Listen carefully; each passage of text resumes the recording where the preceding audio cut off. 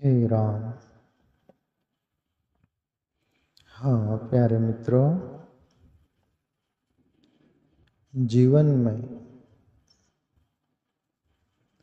हमारा जीवन एक मानवतापूर्ण किसी और का भी काम आता है ना, दूसरों का भी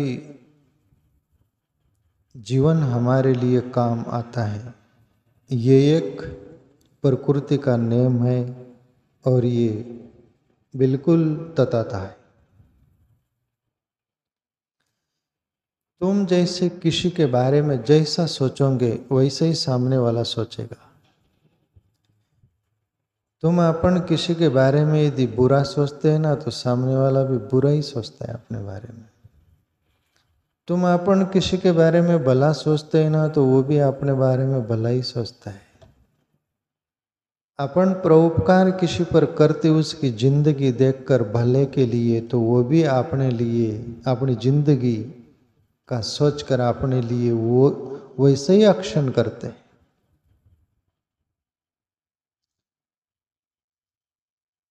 देखो, एक कर्म से लेकर अंतःकरण की शुभ भावना से लेकर इफेक्ट गिरता है।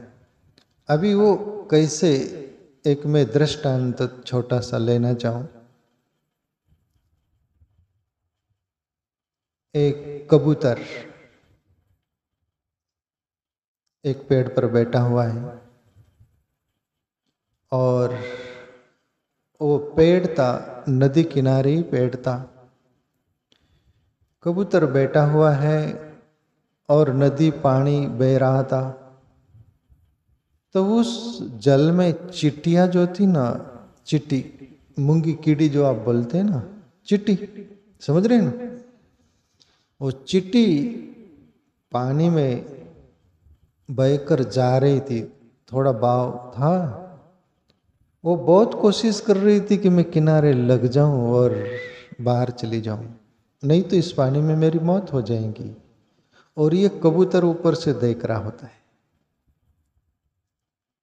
कबूतर सोचता है आखिर आत्मा तो सब में है ना। कबूतर सोचता है कि ये चिट्टी के मैं कुछ न कुछ मदद करूं, किस अंदाज में करूं। और ईश्वर सब में बुद्धि दिया हुआ है और कुछ न कुछ तरीका सोच लेता है जीव। कबूतर ने सोचा कि मैं ये जो पेड़ है उसका एक पत्ता चोंच से तोड़ लेता हूँ और नीचे बराबर फेंक देता हूँ जहाँ पर चिट्टी वो कोशिश कर रही।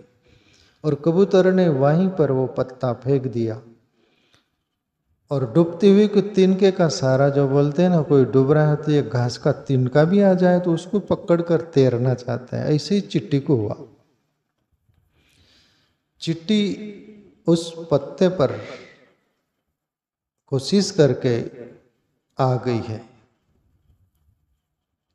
और फिर वो पानी का बहाव था, धीरे धीरे वो पत्ता किनारे लग गया, फिर आराम से चिट्टी बाहर आ गई।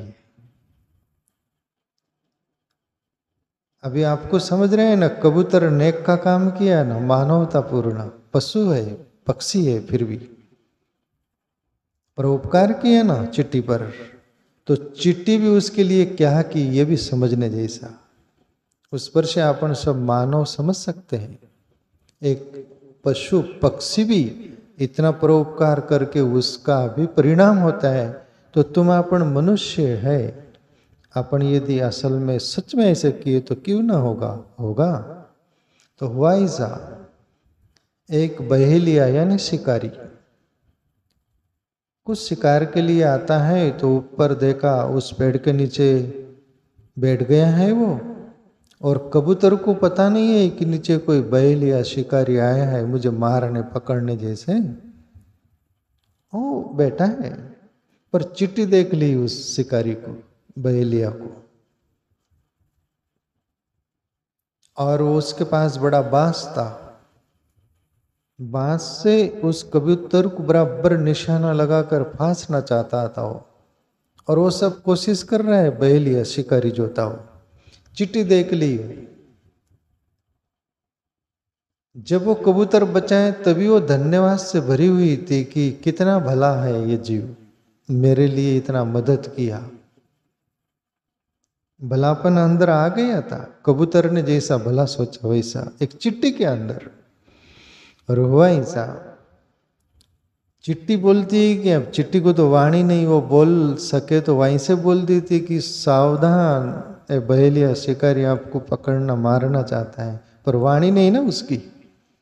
पर कुछ भी उसका परोपकार कैसे मैं चुकाऊं, उसकी जान में कैसे बचाऊं, मेरी जान वो बचाया है, चिट्ठी सोचती है।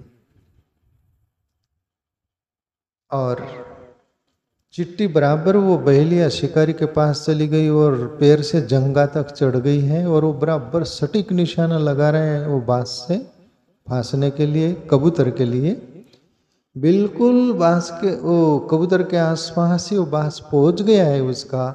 उतने में चिट्ठी इतनी काटी उसको जोर से, तो एकदम से झटका लग गया, जैसे डर गया वो बहेलिया शिकारी जो था, एकदम से ऐसा हुआ।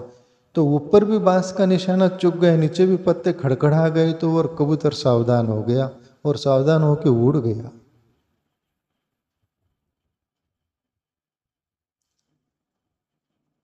कबूतर ने चिट्ठी की जान बचाई तो चिट्ठी ने भी कबूतर की जान बचाई। यह पक्षी यह कर सकता है तो तुम अपन मनुष्य क्यों ना करें। एक दूसरों का भला चाहा, एक दूसरों का भला हुआ। अपन भी मनुष्य यदि ऐसा दूसरों के बारे में भला सोचे, भला करे, भले की भावना रखे, सब कोई इस अंदाज में हो, तो क्यों ना इस पृथ्वी पर जैसे स्वर्ग बोलते हो होगा, कहीं होगा, कैसा होगा अपन तो कहीं मालूम नहीं, सुनते हैं शास्त्रों में इसमें, पर यही अब स्वर्ग कैसा है क्या, पर यही स्वर्ग का तुमको आनंद आएगा।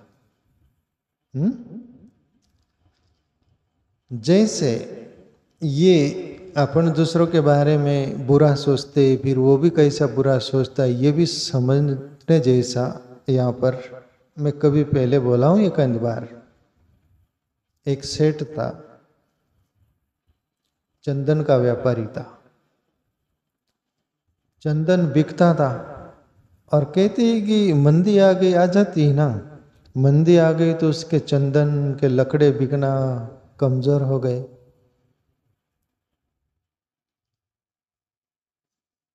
तो वो सोचता है कि व्यापारी की इस नगर में जो राजा है, मंदी आ गई, काश ईश्वर करे राजा की मौत हो जाए ना, तो मेरे चंदन के लकड़े राज दरबार में बिक जाएंगे और मेरा मुनाफा हो जाएगा। काश ईश्वर करे कि राजा की मौत हो जाए, ऐसा अशुभ भावना कर रहा है।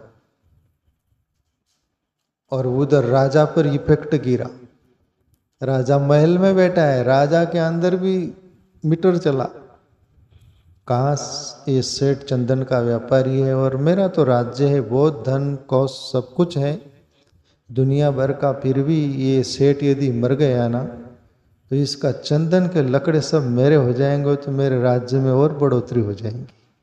कहाँ से सेठ मर जाए।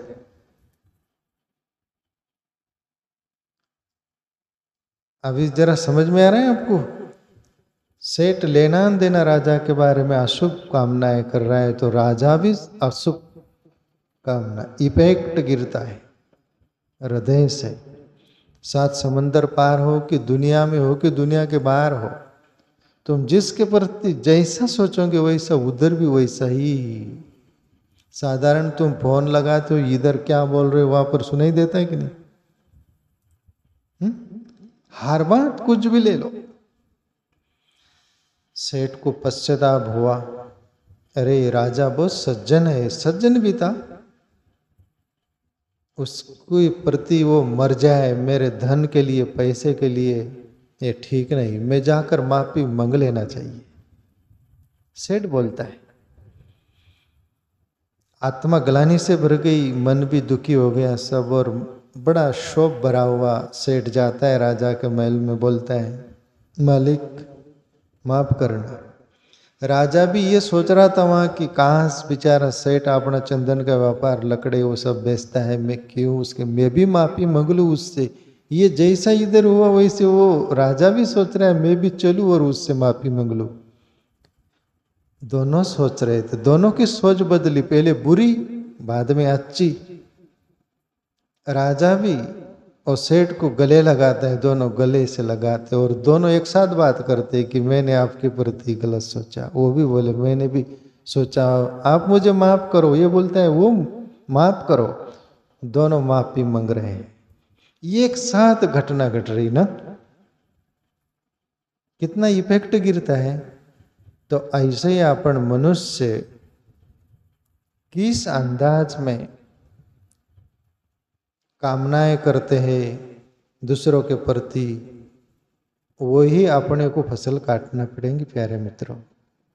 इसलिए सोच अच्छी रखिएगा, अपन सभी के प्रति भला सोचिएगा, भला करिएगा, भला जीने का अपन प्रयास करिएगा, तो आपने को भी वैसा ही फल मिलेगा।